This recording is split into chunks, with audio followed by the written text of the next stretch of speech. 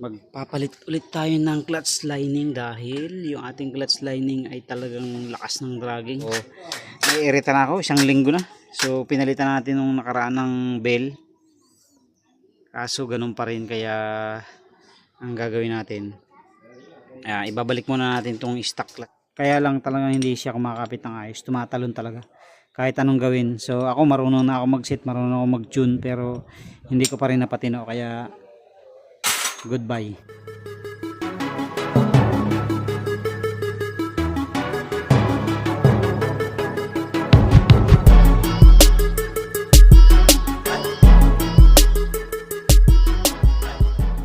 Yo, what's up, good morning sa inyong lahat. At Sunday na naman, so wala tayong masyadong gawa ngayong araw, kaya ngayon ay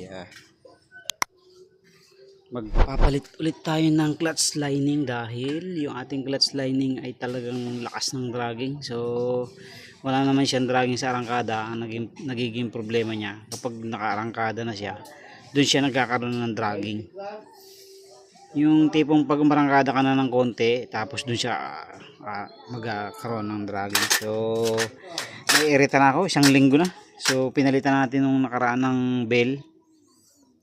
Kaso ganun pa rin, kaya ang gagawin natin, ibabalik muna natin tong stock clutch lining. So sinipat ko, medyo makapal pa naman. So maghahanap tayo ng clutch lining na stock pang MIUI 125, kasi yung pang MIUI 125 mas malapad. So titingin tayo sa kay boss kung may makukuha tayo. Pangit yan, ito kasing sa Inmax yan, wala yung kabilang side. Ito, unlike ng MIUI 125 na yan, malapad. So gagawin natin, babaklasin muna natin ulit, tapos papalitan natin ng clutch lining lang. Tapos plano ko magpo 4 balls ako. 4 balls straight 11. Yan, magpo 4 balls tayo na straight 11. So tingnan natin kung anong magiging resulta.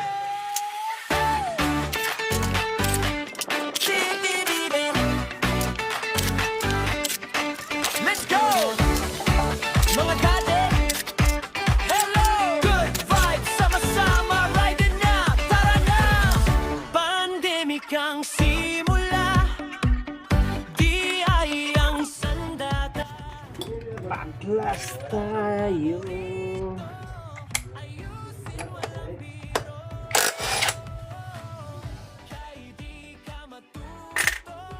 So ito yung ginamit nating bill natin. Ang ganda ng bill natin. Kasi ang problema talaga, hindi mawala ang dragging. Elastic na dragging yan. So gagawin natin ay babalik muna natin yung stock na lining. Tapos magpo 4 balls tayo. So subukan muna natin ang straight 11 na 4 balls. Pero meron tayong 12 dyan. 18 pala.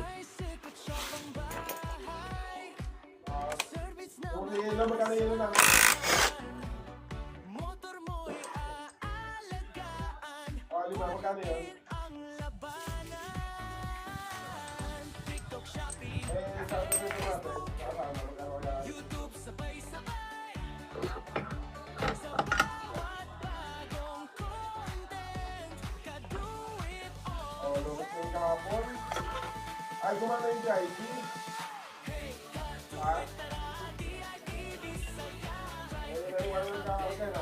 So naka straight 10 nga pala tayo mga kapatid. So papalitan muna natin to ng 11 na 4 balls. Yung JID na, doon ay gumana.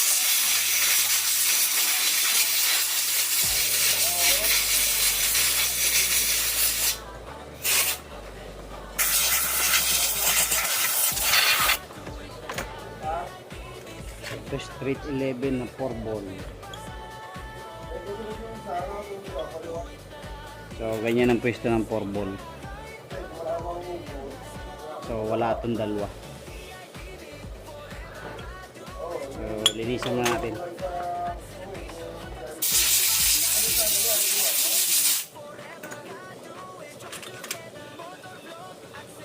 So 4 balls. Yan. Tapos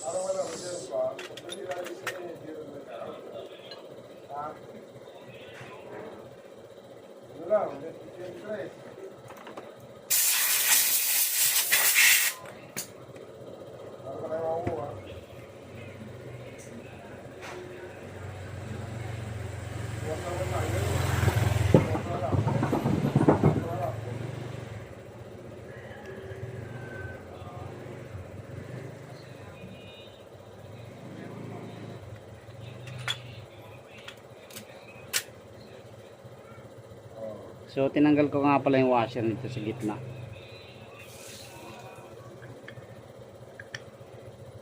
Para mas dumulo siya.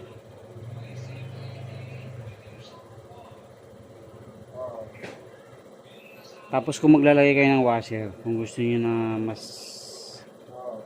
mas gumanda, dito sa likod ng pulley, huwag kayong maglalagay dito. Kasi pag dito at malaki ang washer nyo, so pag dumikit dito wala rin.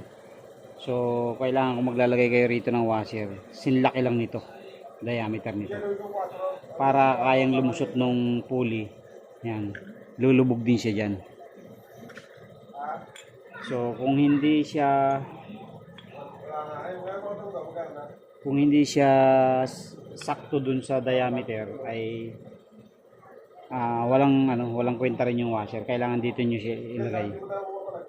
Dito nyo ilagay. So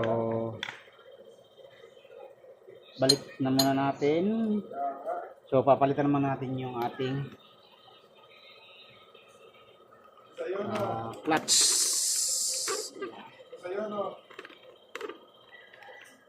So eto na mga kadate, nakabit na natin yung ating stock lining. So hindi na natin pinatagal pa. So may dati na ito nakakabit sa atin, kaya mayroon na siyang mga dating tinamaan ng groove natin dun sa ating stock na bell na nakaregroove. So tinanggal muna natin etong sun, kasi kahit anong linis, anong set, anong adjustment, ay talagang madragging, nakakasura lang. So ayan o, ang kapal pa niyan, konting-konti pa lang ang bawas yan, bago pa lang siyang nagkakaroon ng tama dun sa bill natin. Ayan o, 1 week ko pa lang to mga kadate na ginamit.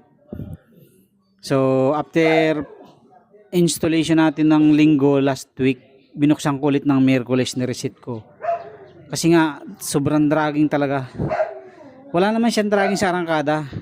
So ang nangyayari sa kanya, kapag umarangkada na siya ng mga konti, at yung parang kakambyo ko na ng segunda, doon siya nagkakaroon ng napakalakas na dragging. Talagang tumatalon-talon, hanggang sa napansin na nga ng asawa ko na, ba't ganyan yung motor mo, tumatalon-talon, nagbabibrate.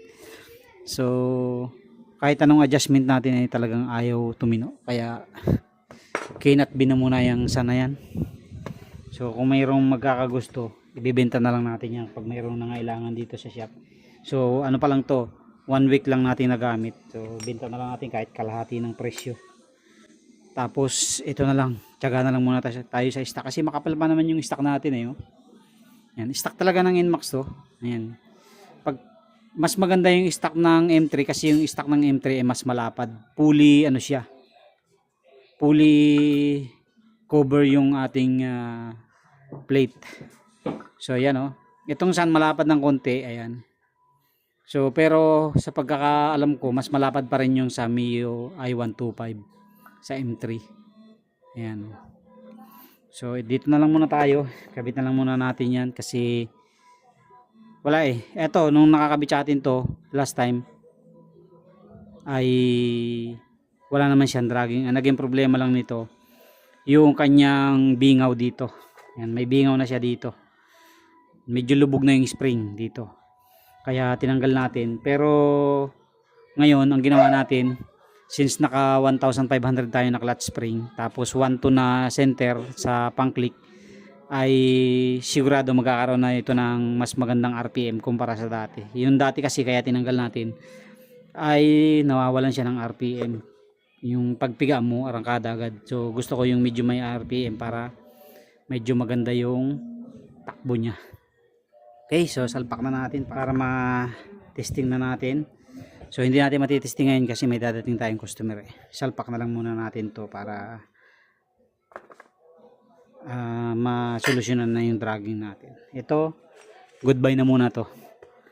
Yan, sun. Mas maganda yung sun na una. Yung parang malagkit ang pagka-lining niya.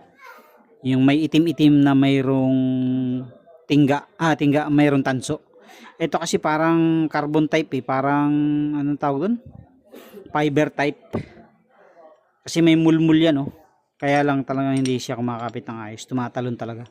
Kahit anong gawin. So ako marunong na ako mag-set, marunong ako mag-tune pero hindi ko pa rin napatino kaya goodbye. Kapit na natin. Back to stock tayo. Cannot be bar one ang sun. So sa lahat ng mga gusto ng walang dragging talaga na lining, mag-stock na lang kayo. Lalo kung naka groove na bell. Stock na lang kayo para iwas dragging talaga. Okay, paanda rin natin.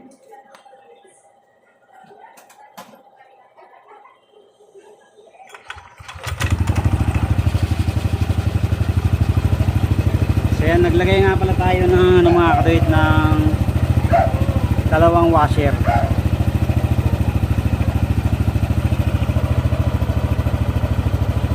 So may konting palag pero okay na yan. Hindi naman kailangan sobrang daming washer na ilagay. So bali 1mm yung nilagay natin dyan na washer. Tamtaman lang siya, hindi umiikot yung gulong. Okay, salpak na natin at matetesting lang natin yung mamaya pag nagsundo tayo.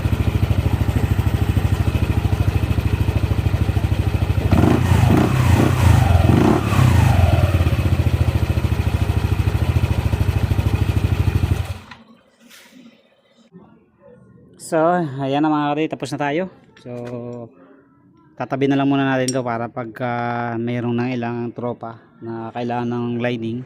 So, i-recommend ko to sa stock lining lang, stock bell lang. So, tabi na muna natin to. Out na muna tong sun na binili natin, sayang yung 1.1 natin. 1.1 lining pa lang. Tapos yung bill natin nasa 1.6 yata yun. So out na muna at balik stock na muna tayo. So mamaya titestingin natin pag sundo natin. Susundo tayo mamayang alas 4 eh. So update na lang natin after nating testing ulit. Thank you very much. God bless po sa inyong lahat. Thank you. Thank you.